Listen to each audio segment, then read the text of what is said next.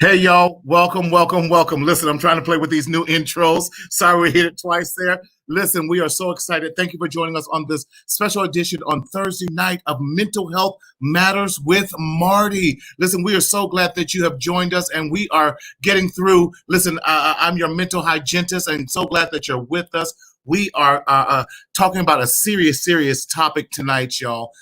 As we all have just been dealing with in our nation, what I'm calling the silence of the Black man.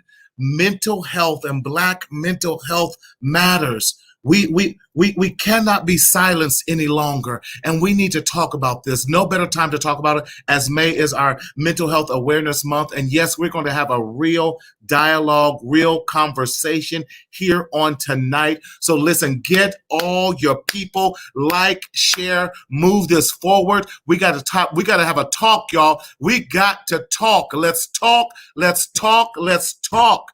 We cannot be and suffer in silence any longer, but we have to speak up. We have to speak out. We have to live. Let me say that one more time. We have to speak up. We have to speak out. We have to live because all of our lives matter. Our Black lives matter. Our Black lives as men matter. And I'm so glad to have with us tonight to join us none other than the trauma specialist himself, the motivational speaker himself, none other than Jason T. Mahoney. What's going on, good people? How's everybody doing?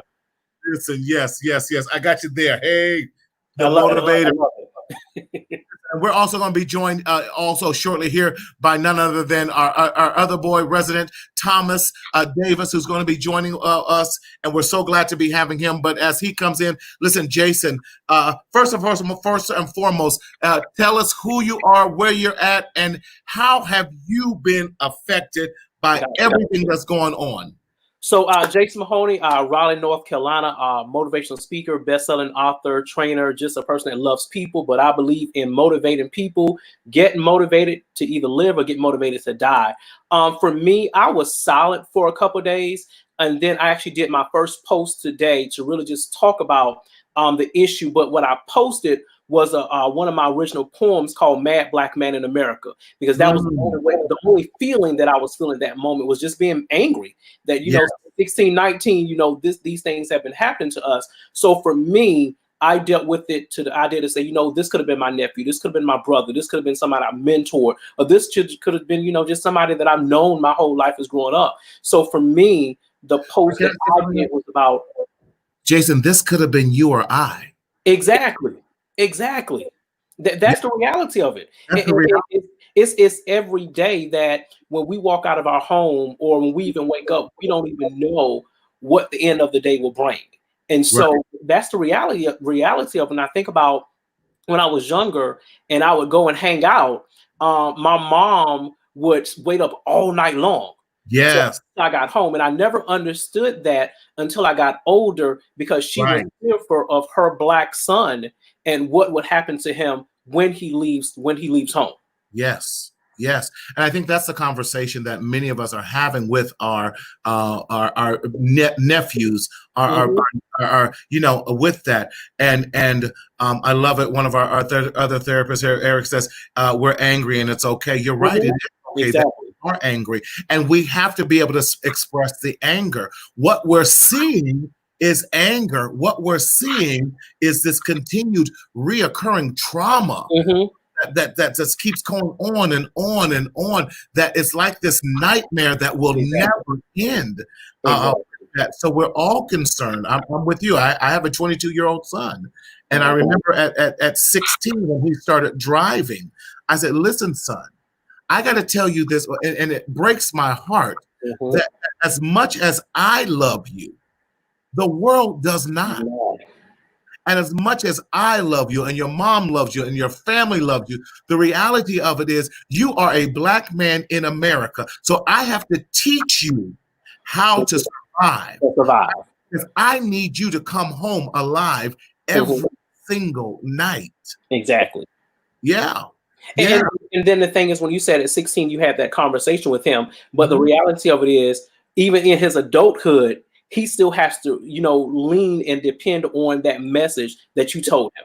And so it doesn't matter if you're a 5-year-old black boy, if you are a 20-year-old black man, or a black man that is 95 years old. At any given time, because you're a black man, you can face these atrocities. Yes. Yeah. I love what Alana's one of our therapists. Y'all, listen, if y'all miss Alana on Tuesday, go back and see her. She was so she was phenomenal.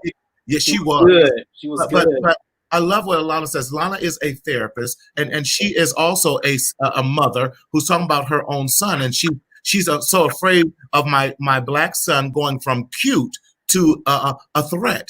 And you're so right. We all go through that. Y'all, please like and share. We need to have this conversation. And what we want to do tonight is have these real conversations, because and not just having it to do nothing, but we want also discuss what is a call of action. What can I do in my influence? What can I do to change the narrative? What can I do? Because we can no longer turn a deaf ear. And what we're seeing in the streets is people not knowing what to do because we are angry, because we are anxious, because we don't know what to do. You see, what you're seeing is the result of I do my soda can syndrome of the black man, of the culture being so upset. Shut up, sit down, you don't matter. Till the slightest crack, we explode, and because we're saying we matter. And then in the traumatized world, it's I'll just say it's unaddressed trauma. And the thing is, how can we ever address the trauma if we never get out of the trauma? And you see what I'm saying? So how can we address the trauma if we never get out the trauma? So every single day we wake up knowing that our life does not matter to other individuals, that is traumatic. So how can we address it if we can never get out of it? It's almost like if your house burned down, you're in that house fire, and you were able to get out, you can get the therapy and you can move into your home and you're doing good. So you got out of that situation. But if you're continuing to be in a house that is continuing to burn, and no matter what you do is going to continue to burn, you can never address your trauma because you've never gotten out of it. Yes. Tricia talks about it even starts in elementary school when our black sons are labeled simply because they are black. That teaches every child in the same class what to think of our son. Exactly. In that, it is so. I'm loving it. I'm just going to hit these. Y'all keep the comments coming in. We want you to feel free to air some of these things. Says Tanya, my cousin. Hey, Tanya says, I'm afraid every time my son leaves the house, if he's going to make it home at night, nobody should have to feel that way. And I'm starting to feel emotional because these things are coming out and we all are hurting in this. Every time. Shelly Jones says, I'm a hairstylist who works with a lot of white women. I'm also part of the yoga community, which is predominantly white. I'm having the conversations with them. Thank you, Shelly. Talk about it. Exactly. Talk about it. In that those type of Shelly has one more comment. Says, I feel those of us who have their ear must speak up. You're absolutely right. We must. That's part of what I talk about. We have to speak up, speak out, and live. Y'all, please like and share. Start some watch parties in this. And again, this is not just. We don't want to just have an empty discussion tonight. But we want to empower you and have a call to action. And whatever that call to action may be, we want to send out a call to action to pastors. We want to send out a call to action to leaders within our community. Politicians, elected officials, everyone. Come on. Everyone. And what can we do on our block? What can we do in our communities? If it means stop using our dollars and making sure we start recycling our own dollars, we got to start supporting our businesses. Let me tell you something. Money talks. Yes, sir. Money talks. If you stop, and back in the day, I think they were saying, in doing the civil rights movement, do not shop at this store. Do not spend your money at this restaurant, and then that shows economic power. Yes, you can shut things down and say, listen, we're no longer gonna accept this. We're no longer going to support this business. We're no longer going to do that. But that's the action that we have to do. And the other thing that we have to do is remove the fear. Yes. We no longer be afraid of what could possibly happen. Yeah, I agree with you, Trae. It says the time is now. Our people are tired and hurting. Right. And we have to have these conversations, just like, and we're hoping that this becomes a more of a group therapy for us, so that we can become rational in how we approach it and what we do with everything, because we have the power, and we need to take the power and put it back in our own hands, into our own communities, so that we can say, listen, we're not standing for it. We're going to call on every legislation. We will stop buying your products if you don't start agreeing with us and value our lives. We will support our own. Listen, I'm going to charge you. It's time to start our own schools. Come on, it's time to teach our own children. The thing that the Black Panther Party did, they began to, and y'all, I'm about all people, but listen, we got to start talking about our own, because listen, if we don't support our own, the Black Panther Party, what they definitely did, they brought about educating our own people in their community, supporting our own schools, our own stores, and all that. Listen, they're already bringing out the National Guard on us. Come on now. And the Black Panther they were not afraid. No. They were not afraid. No. We don't, right. It's all military. Oh, we good militant now. Come on now. Oh, Maryland Daniels. Yes. The church needs to wake up. The church needs to do more than prayer. We need our leaders to speak up and speak out. So, Marty, can I? I was waiting on that. Come on. So I would actually be putting a charge out to my pastor friends who are even on my Facebook page, and ask them, what will your sermon be on Sunday?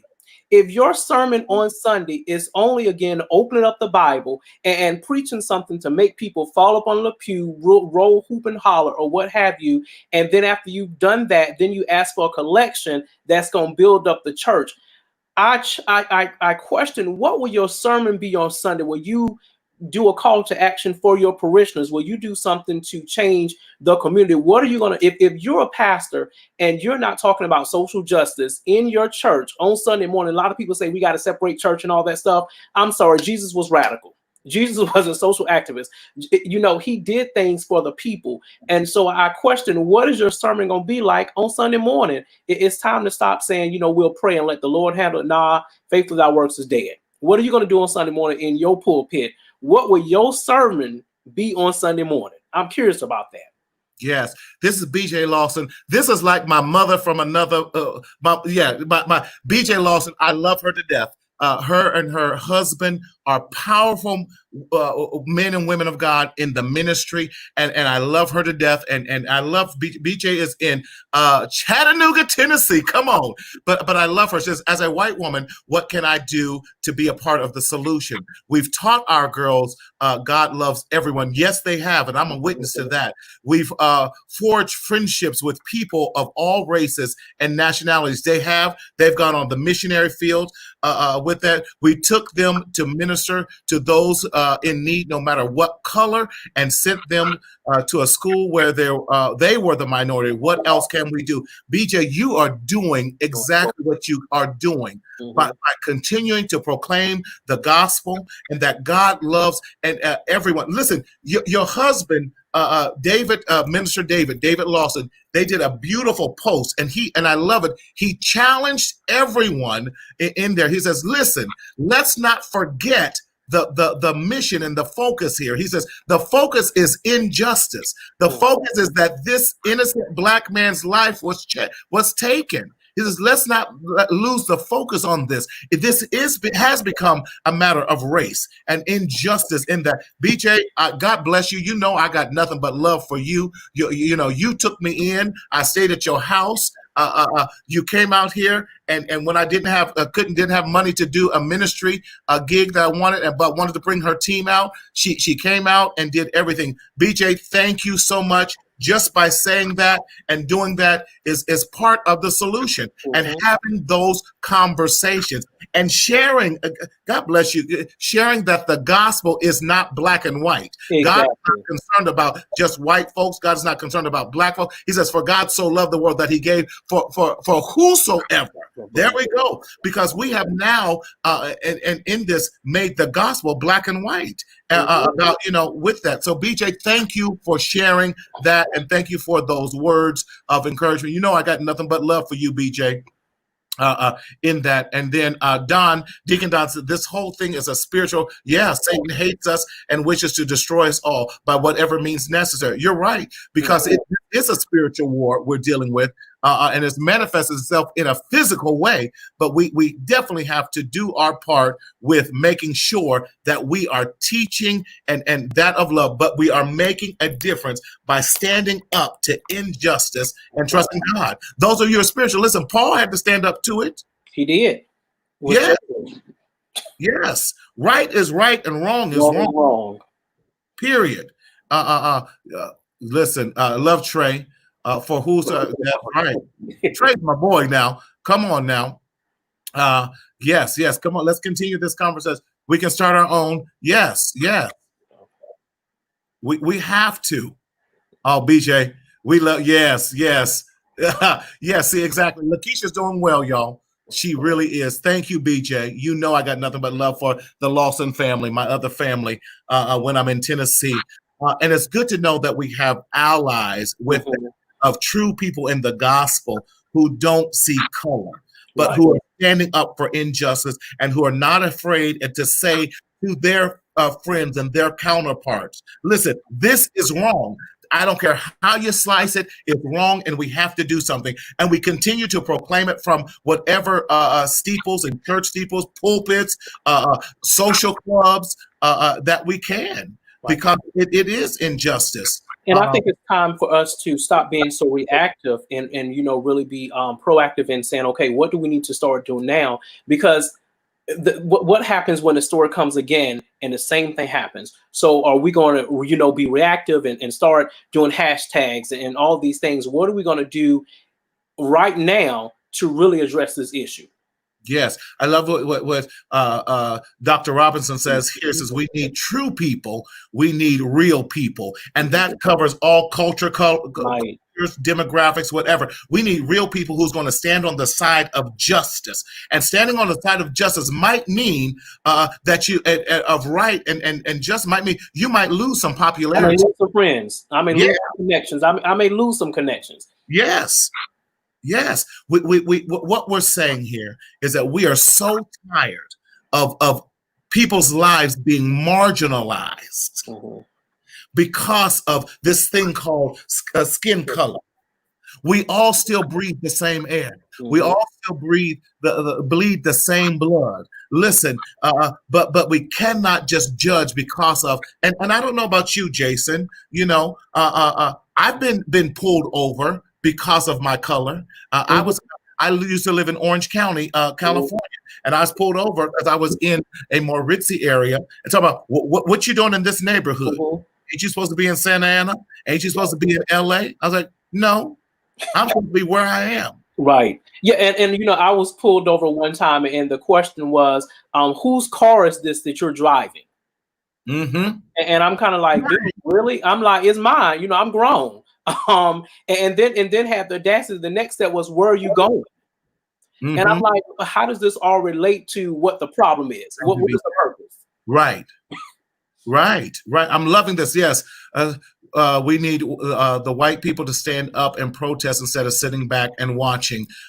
Right. Well, and in that, we're saying that all people, white, Hispanic, and black and brown, has to start joining together. Our Asian communities, all of that. We all have to stand, because at any time and a moment, the focus can shift. Exactly. The focus can shift with that. So let's definitely do that. I love this. Maria pays me because we do a lot of talking about what we need to do, but who's calling things out to action? We need the church to come alive. We need the church to be the church, speak up, and speak out. And it's just not in a sermon, right? We do need to mobilize. I agree with you. We have to mobilize and call it what it is. It's ugly, and it's not even. There's no righteousness in it whatsoever. Exactly. We all have to stand before. If we're going to talk church now, we all going to have to stand before the Lord anyway. And some folks is going to bust hell wide open. But we have to be ready to do what we have to do. You know, we always say, I'm a soldier. If I die, let me die. Are you ready to die in the army of the Lord? Come on, and die for righteousness' sake, and die for what we know is right. That's what we're doing. We're calling everyone to action, and whatever you can do in your vineyard, whatever you can do in your camp, let's do that. Let's speak up. Let's speak out. Let's teach folks to live. Let's put our arms around. Let's call out injustice in that. So let's talk about this whole thing, since we're talking about this, about being re-traumatized in this. What we're watching this over and over and over and over. What is that doing to us for our psychology and our psyche? Yeah, it is really messing with the growth and development of the brain. Number one, when we continue to be in that re-traumatization, and if you think about someone who experienced trauma at 16 but didn't address it, even though that person may be 50 years old, that trauma from 16 years, when they were 16 years old, is still impacting them. So they're not able to make the right decisions. They're not making healthy decisions until they address what happened to them when they were 16 years old. And so what happens is, when you have the re-traumatization of us and we're not addressing it, we're still reliving these situations over and over and over again. And because that re-traumatization that's been unaddressed, we're not able to really make the decisions and do a call to action. So that's why I think the mental health matters. Is we first have to address our trauma, then we can truly align ourselves to do what is need to be done. But if we don't address that trauma, we're going to continue to be in that cycle of angry, mad, and out in these behaviors, like the soda can you showed. So we have to truly go mental health treatment. It's okay. Talk to someone, join a group or what have you to get your mind right before you can do what you need to do. So you need to, before you go leave out your house, you want to make sure that your clothes is good and all those things. But we got to make sure this is good, because we're about to take on something that we may have not taken on before. And unaddressed trauma is going to impact the brain, and we're not going to be able to make those best decisions when we're about to make a decision to do something. That's it. That whole unaddressed trauma. Listen, we're so glad to have with us. I'm going to invite to us now, Jason, the none other than the master himself, coming out of the DMV. Thomas. What's going on, Thomas, man? Good evening. What's up, brothers? What's going on? How you feeling, man? I'm blessed and safe. Yes. We're having this discussion because so many are traumatized, and what we're seeing in our nation now is all this traumatization. With that, and really, how do we address this trauma we're dealing with, and what is our call to action, really? Right, and I mean, it's just simple. We just express how we feel, and it's just okay to say, "I'm not okay." Yes, and, it's not a cliche. I know we've been posting it on social media all day, myself included. I posted it, but in reality, things just aren't okay right now. They're not. My boy Vindon here says we've watched this happen our entire lives. I tell my children the same: be safe out there. Speech. We do. With that, and let's see. Trae says our Black community must address Black on Black crimes, just like the white community needs to address their unfair and unjustifiable actions towards Blacks. We just need to have this whole open dialogue about what is our definition of justice. Right.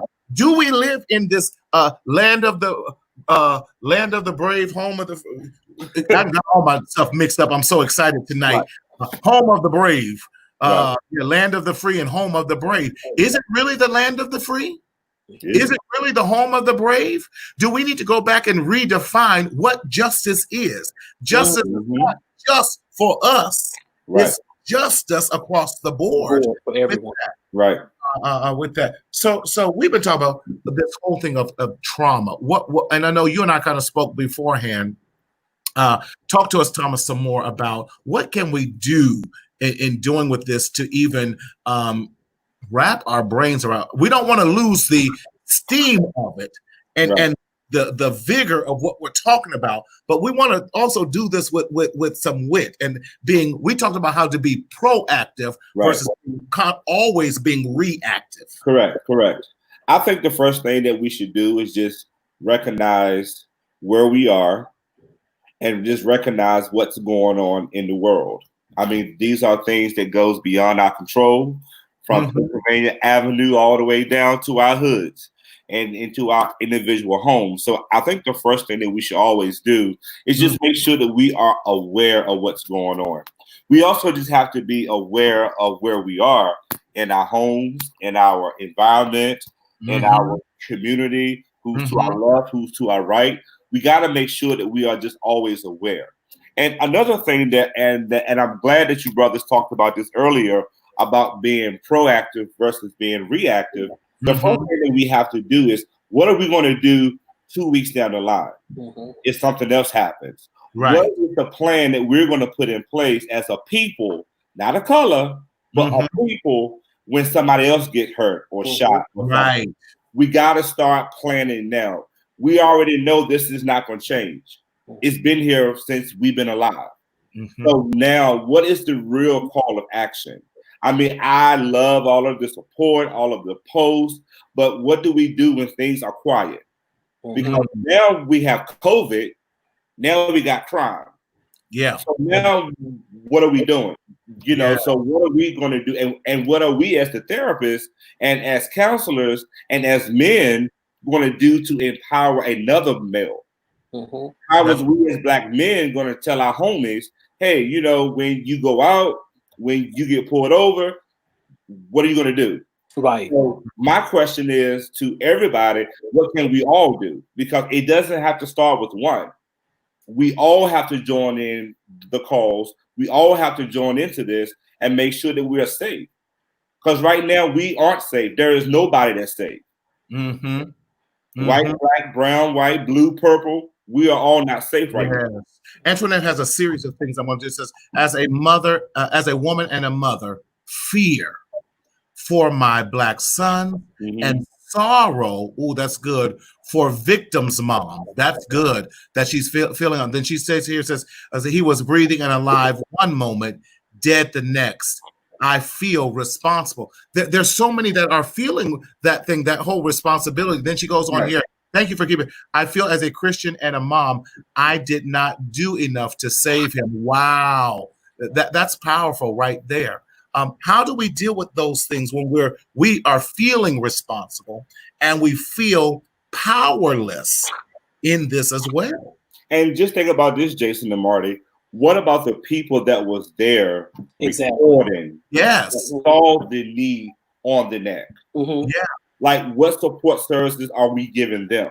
Exactly. What support services are available to them? How many people have reached out to say, hey, I know that you saw that. How are you feeling about this? And allow them to say whatever it is that they need to say with no judgment.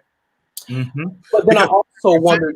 Go ahead, Jason. I also wonder too, not just with these individuals, but for families that have, like Aubrey and all these families, like Trayvon Martin's family. So again, they just saw this happen, so they're now reliving their trauma as well. So how do we reach out and help these families? Because we're focusing just on this particular incident here, which is important, but then we got to also think about the folks that were there recorded, but then also now we're re-traumatizing Trayvon Martin's family, we're traumatizing Aubrey's family. So how do we support those individuals who are totally separate from this incident? Because it's bringing back those memories in their head. So the trauma just goes on and on and on. Yeah, I want to, make a call and challenge out to our therapists in those areas and regions as well, that we need to do some group healing, and together, some community crying, some community mending, and in that, but also some call to action. With that, hold not only are people responsible, but let's rise up some new leaders. If leaders aren't rising up, let's rise up to become the leaders that we need for a time such as this. You know, what does that look like? I love says we're already doing some of those things. We don't see other cultures killed in open vision, and no one is brought to justice. On the other hand, we see a man of color wrongly convicted for 37 years.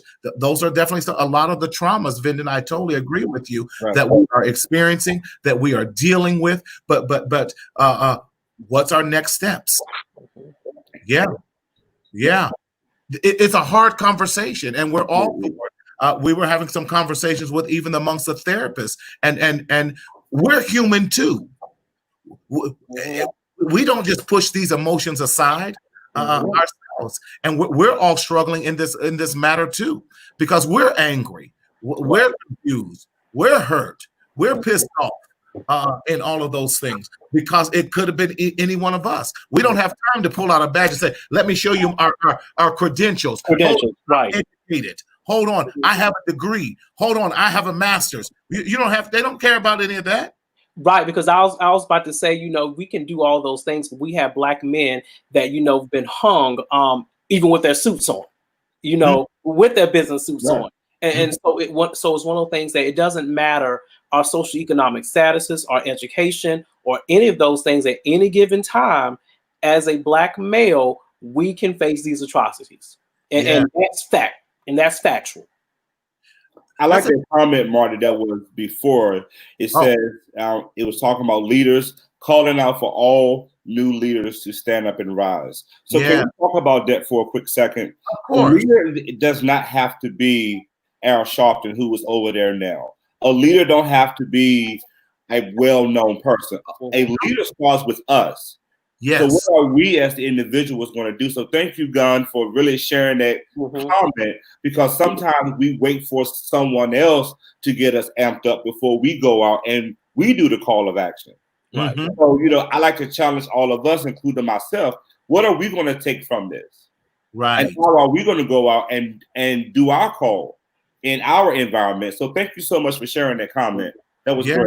Yeah, Trae's on it, and I love it because Trae's attending law school right now. So, my brother, keep doing it. We need you in the field. We need you on the battlefield, in the lawyers and in the courtrooms, doing that. So, y'all, let's all rally behind Trae and rally behind these folks in law school and doing these things who are trying to make a difference in that.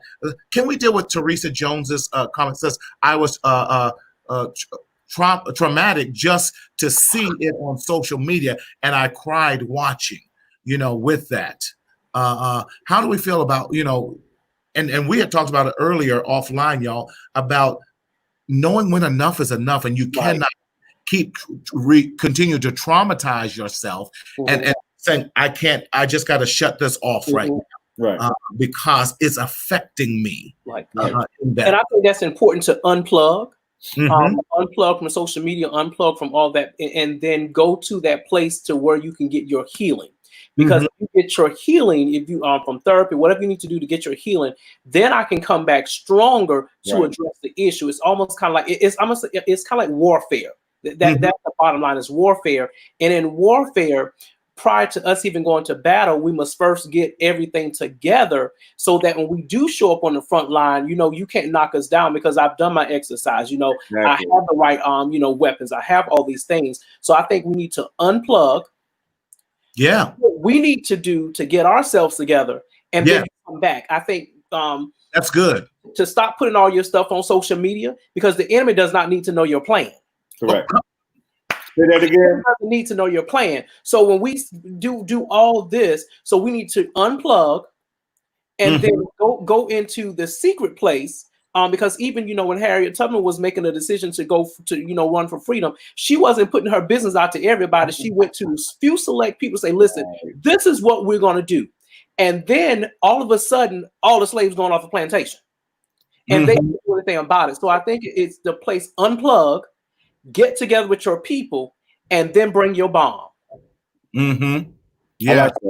Yes, I love it. Melinda definitely taught her son the good and the bad by sharing stories of growing up in Compton from things that she witnessed with her own eyes. Yes, now I'm skipping down. Now keep in mind, no one was hurt, no one died, simply injustice in Long Beach court system. We'll continue to trust God for his freedom. Yes.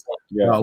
Wow. That's Yes, definitely. Melinda, and we have to share stories, y'all. We stop sharing stories. We stop telling folk, our young people, how we made it through till they believe. You know what hurt me was some of our young people actually believe that the slavery were just stories that people made up, because we stopped sharing the truth with our own children. So they don't even believe the civil rights movement. They don't believe some of these other things, and they're not moved by it because we stop sharing the truths. Stop sharing our truths. Let me say it that way, from our perspective. Because whoever writes the history controls the history. So we need to start writing more of our history and sharing our oral history and our oral stories with them. Come on, you know what I'm talking about, Mr. Jason T. Mahoney. Well, you brought up, you struck a nerve, because of course we can't depend on, the public school system to, share us with the truth and share the holistic piece. But I do not think parents are teaching their children Black history as that we were taught when we were younger. So in my household, you had to read Black history books, and you had to sit with your grandma, aunts, and uncles, and we heard their stories of the trauma that they went through from those things. But I do not think we teach our young people who they are, especially this new generation. They don't understand the power in who they are. Right. I love what Shelley was saying here again. I'm going to skip down. It says, it's time to educate. This is the way to lead. We have to do whatever education might be. Educate whatever you can in your neighborhood. Educate them about the truths, the people to look out for, the people who's in your corner, the snake in the grass. Hello. Yeah. All those, and everyone that look like us ain't always for us either. That's a whole nother. That's a whole different story. That's another show. Yeah, that's another. Yeah. But we were also talking offline, guys, and we were just basically saying that we also got to teach our young men to code switch. We got to teach our young people, when you go out, the way that we are interacting with each other may not be the way, or it may not be appropriate for you to do the same type of interaction in a different environment. Exactly. And I think sometimes we all about the people, but we don't try to save the people and protect the people by teaching the people how to survive in this America. Exactly. I do agree with you guys. This is good. So and again, I don't think we can say it enough tonight. The call to action is to really do what you can to make a difference in your home, in your neighborhood, in your community, at your church, that we pull together. We start supporting our own businesses. We stop supporting those who don't support us. We stop supporting those who are against us in that, and we start creating our own value. When we start valuing ourselves, come on now. It forces people. One of the things I teach heavily, and you guys understand this from a therapeutic thing, boundaries. Exactly. Boundaries. It's important. Yes. Baby, you can't cross this line. And you're not going to talk to me any kind of way that you feel that you can. And it's not okay. It's not okay. It's not okay for you to do this behavior, because what you're doing right here, it's not working. And you know what it leads to, guys? It leads to us allowing other people to do the same thing. Because we have allowed our closest friends, family members, loved ones to just talk to us in a type of way. So we have to say, hey, that's not cool. Yeah, because when we start, and we got to start changing the what am I trying to say? The conversation. We have to change how we talk to each other. We have to learn to love on each other and everything. And I'm gonna say this: as we as Black men have to learn how to love other Black men. Can I say that? Say it again. Say it again. Say it again. Okay. We as Black men have to learn how to love other Black men and how to support other Black men in that. And not try and tear each other down, because when we start unifying, and I support Thomas and I support Jason and I support these other people. There's so many other therapists on there. I start supporting Trae and I start supporting my boy Vin. Vin Don is my ride or die. Me, Vin, Steve, Brent. Listen. Nobody can say nothing about us four. Now, we can talk about each other, but we're going to do it in our own private, and that's correction. But let me tell you something. Ain't nobody going to talk about, y'all about to be a part, ain't nobody going to talk about Thomas. Ain't nobody going to talk about Jason in that, because we're going to love and support each other in all that we do. And Marty, can I go a step further with about love and support each other with two things? Yeah. One, it's not a competition. We're not here to compete. And that's one thing. And when we kind of look at it, if I can use the analogy of a family cookout, because African Americans, we like a good shindig. We like a good shindig. And so one thing in the African American community is that when a family has a cookout, we call and say, can you bring the hot dogs? Can you bring the potato salad? Because we recognize what everybody's gift is at the family picnic. I'm not going to ask Marty to bring the potato salad because we know he don't do well potato salad. We ask Tom to bring a potato salad, and I may bring the buns because Jason like to cook. So then I'm not picking where you're going. I'm not going to pick at Marty because he doesn't make good potato salad, and I'm not going to compete with Tom on trying to make potato salad. But I do know one thing, that when we all get to the picnic and everybody brings their dish that they do so well, we have a really good time. And I think it's time for us to not compete with each other or those kind of things, because if I have a brother that is doing has his own therapy agency over here, and another brother that has his own t-shirt business and all these things, if the therapist is trying to launch a t-shirt line, let me connect you with this brother because he does a t-shirt line. That's his expertise. So if we share each other's gifts, that's what you talk about Black Wall Street. That's what you talk about, building economic empowerment and all of those things in the community. But I think Willie Lynch, he said, if you do these things for years to come, Black people will still be in slavery even after freedom. And so we need to pay. Some people say the Willie Lynch stories was a myth, but if you read them, it speaks true to what we see today. And I just want to add on to this, please. We got to learn how to encourage our Black men. We have to learn to empower our Black men. And we have to learn how to educate our Black men. If we empower one another, if we educate one another, if we just be there for one another as Black men, we can do a tremendous job of going out into these streets. I give a personal example. Just this week, Jason hit me up, and we was having some conversations about ways to continue to brand Limitless Possibilities. If Jason felt a little bit of competition, he would have never done that. Right. And if I was the man that was insecure, I could have taken his advice the wrong way. But when you know someone is coming at you and talking to you to give you that push, go for it. It's not wrong for us as men to, as I say, let our shoulders down. Because we're always on the edge, because we don't want to come into our personal space. Right. But sometimes we got to know when to let our shoulders down and hear what's being said. Yeah. Right. I'm going to take your encouragement and being able to have the conversation to share. But I'm going to take your picnic analogy. You're going to make me hungry. I'm hungry. Me too. You're right. Don't give me the potato salad, because I don't like everybody potato salad anyway. Can't eat everybody potato salad.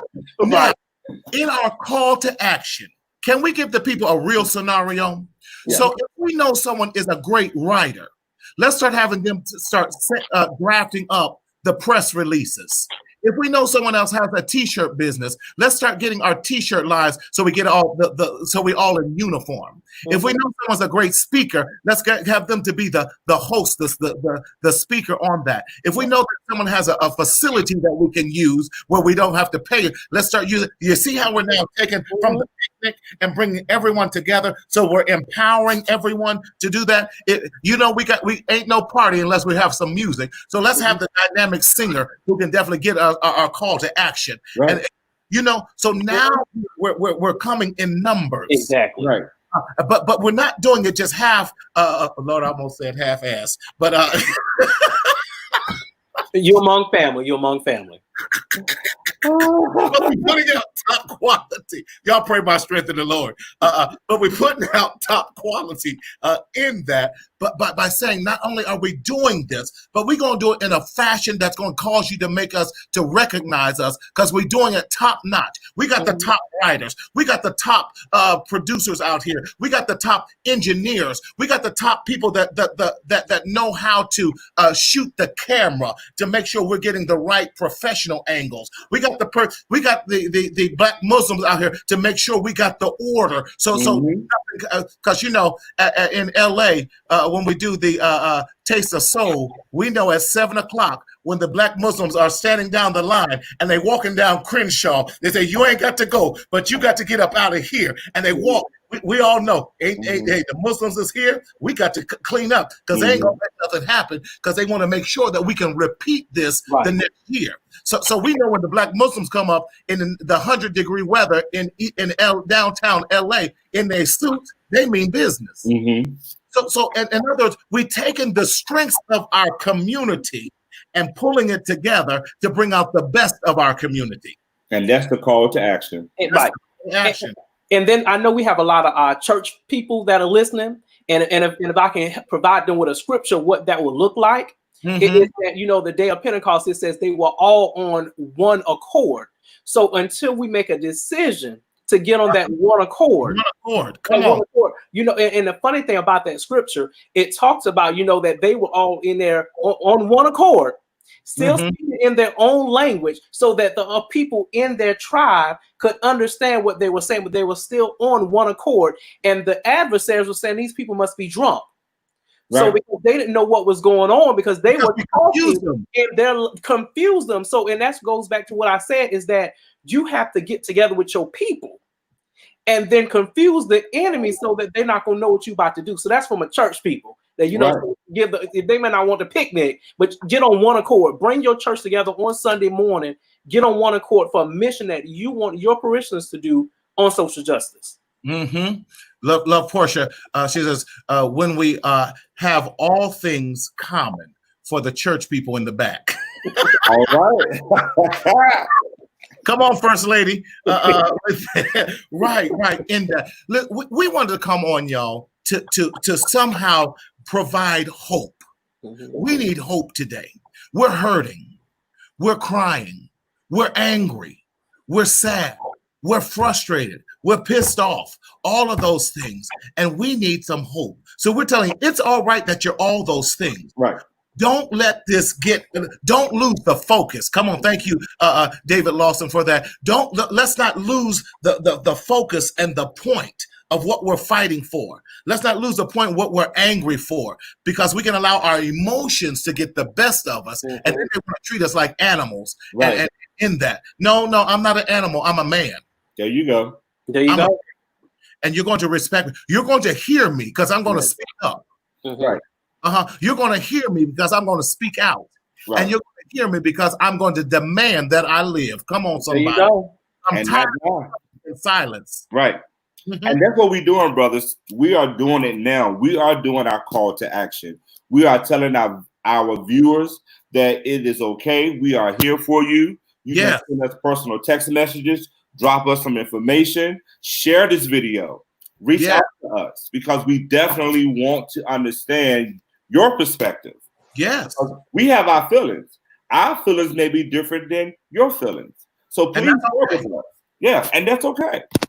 Yeah. Because if 2 or 3 people come together, we know what can happen on that. Right. I love it because we can band together and demand more from our leaders. Call your county board of supervisors. Call your city leaders. I love it because Trisha's reminding me. Listen, y'all. That's why it's so important. The power of the pen. The power of pen, the power of casting your vote. Listen, you may not be able to do something at that White House. Lord help us all, help us Holy Ghost. But you can definitely call your local leaders. You can jump in their faces.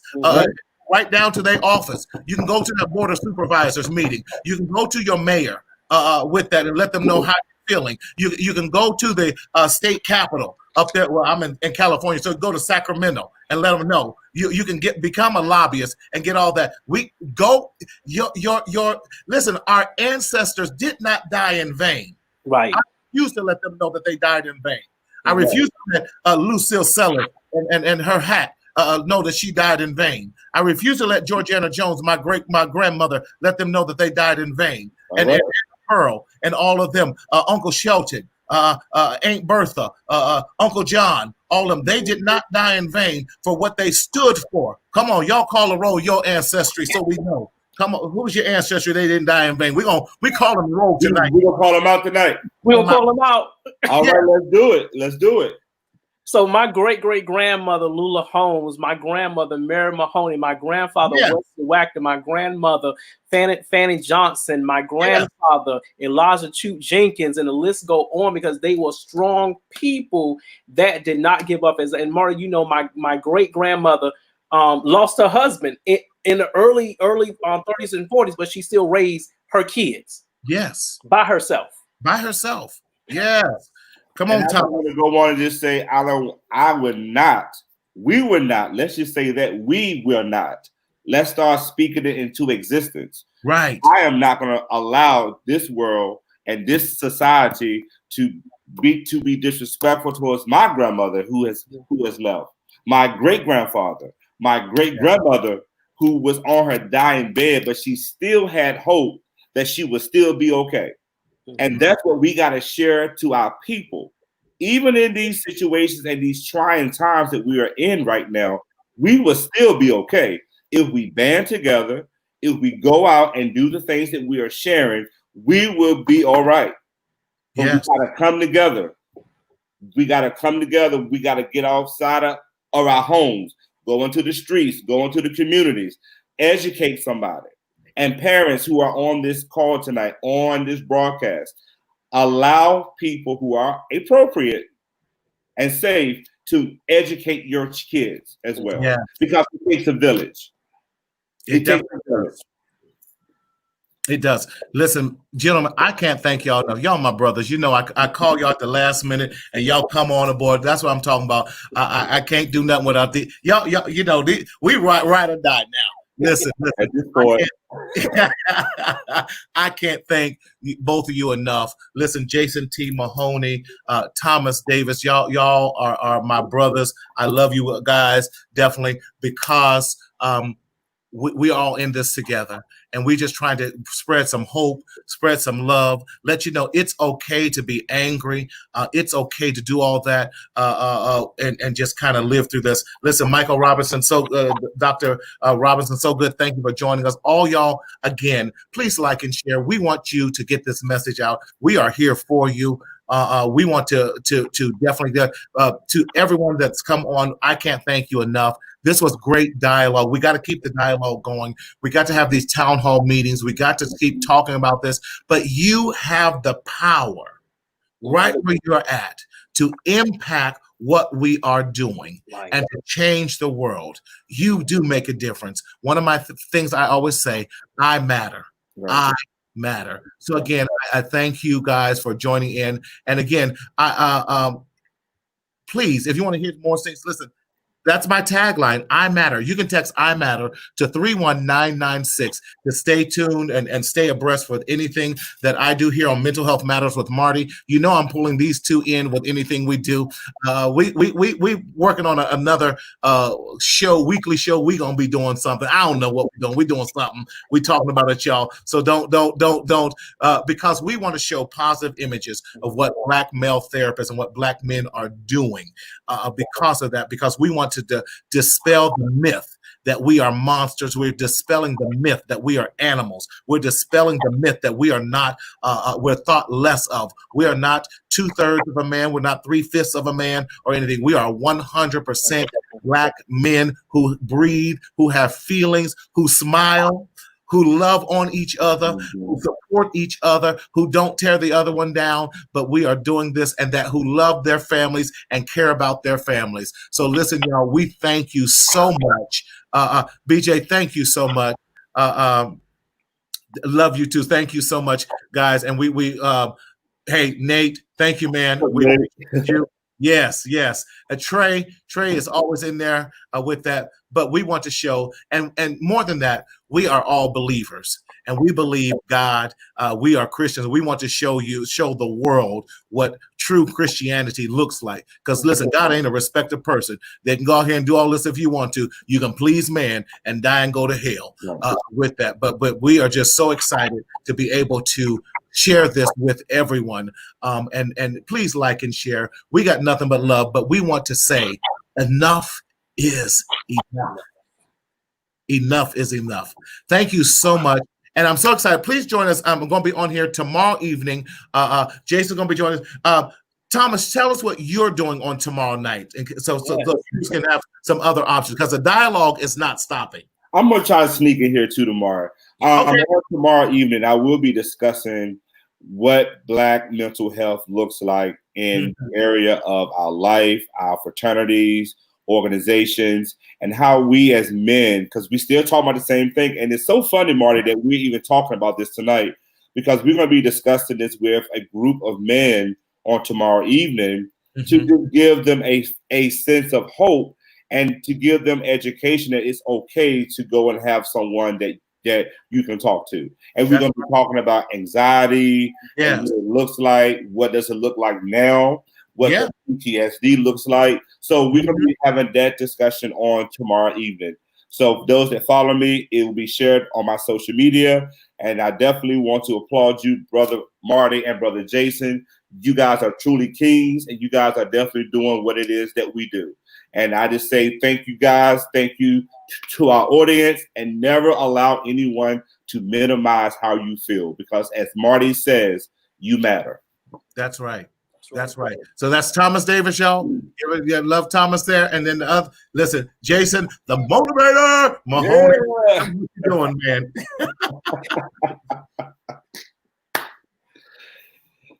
What you doing? Oh, man, just enjoying life. Let's get motivated to do something. I really challenge everybody that's listening to do something. Do a circle where it may be a small group that you want to get together and say, this is what we want to do. Because if we can it's like putting a puzzle together. If you can do in your area what we can do, we can make it happen. You can reach me at www.jtmahoney.com. Check me out. Motivation. It's the blood in our veins. We're going to be motivated to live and motivated to die. Get motivated to do something. Yes. And Marty, if I may, can we just encourage our people just to be safe? Yeah. Definitely. Be safe. You're absolutely right. Trae had said that about being safe out there. We want everyone to be safe, y'all. Definitely. Alana's so sweet. Thank you, Kings. I love it. Thank you, Alana. Thank you, Queen, for tuning in. Yeah. Add something on to what Tom said about be safe. Make sure that you have a link, a person you're connected to, so that if you're leaving and you're traveling by yourself, make sure that you have someone that knows where you are, and that person can, be on speed dial or what have you. So have a connector, like a safe partner that you have that communication with. Excellent. Again, we don't want you to suffer in silence, because we have to stop the stigma that is. And again, we want you to speak up, speak out, and live. This is Marty, Jason, and Thomas telling you, God bless you. We love you. Till next time, take care, y'all. Take care. All right. Be safe.